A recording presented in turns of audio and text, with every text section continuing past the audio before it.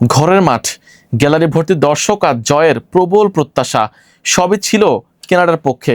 কিন্তু ম্যাচ শুরু হতেই উল্টো চিত্র।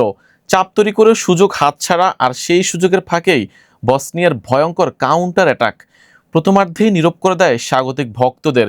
দ্বিতীয়ার্ধে যেন নতুন আগুন নিয়ে নামে কানাডা। একের পর এক আক্রমণ, চাপ আর গোলের খোঁজ। শেষ পর্যন্ত লড়াইয়ের ফলাফল নির্ধারণ হয় নাটকীয় মোড়ে, আর পুরো ম্যাচ শেষ হয় সমতায়।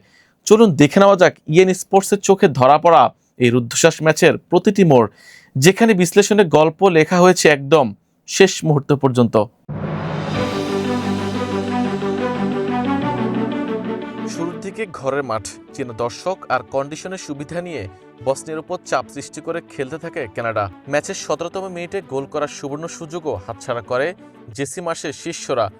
তানি ওলুয়াসিয়ের পাস থেকে বল পেয়ে পেনাল্টি বক্সের একদম বিপজ্জনক জায়গায় ফাঁকায় দাঁড়িয়ে শট নিয়েছিলেন তারকা ফুটবলার জোনাথান ডেভিড।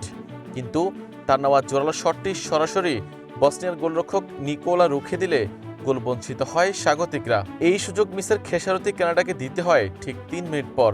ম্যাচের ২১তম মিনিটে কানাডার লেফট ব্যাক রিচি লারিয়া রক্ষণভাগে বল ক্লিয়ার করতে গিয়ে বসনিয়াকে একটি কর্নার উপহার দেন।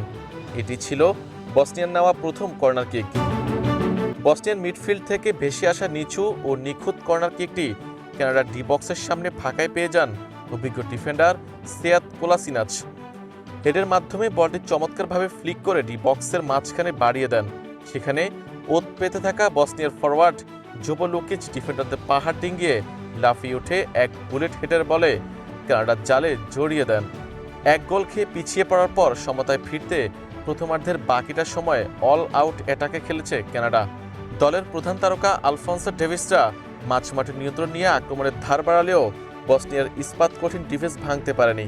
ফলে ১-০ ব্যবধানের লিড ধরে রেখেই প্রথমার্ধের বিরতিতে যায় বসনিয়া অ্যান্ড হার্জেগোভিনা। বিরতি থেকে ফিরে গোল ক্ষুধায় মরিয়া হয়ে ওঠা স্বাগতিকরা যেন ছন্দ খুঁজতে করতে থাকে একের পর এক আক্রমণ। ৫৬ মিনিটে সুযোগ আসে সমতায় ফেরার, কিন্তু সে সুযোগ আটকে দিলেন বসনিয়ার এক ডিফেন্ডার। এরপর বারবার আক্রমণ করতে থাকা কানাডার ঝুলিতে স্বস্তি ফিরে আসে ম্যাচের ৭৮তম মিনিটে কানাডিয়ান ফরওয়ার্ড চাইল্ড লারিনের দুর্দান্ত এক গোলে।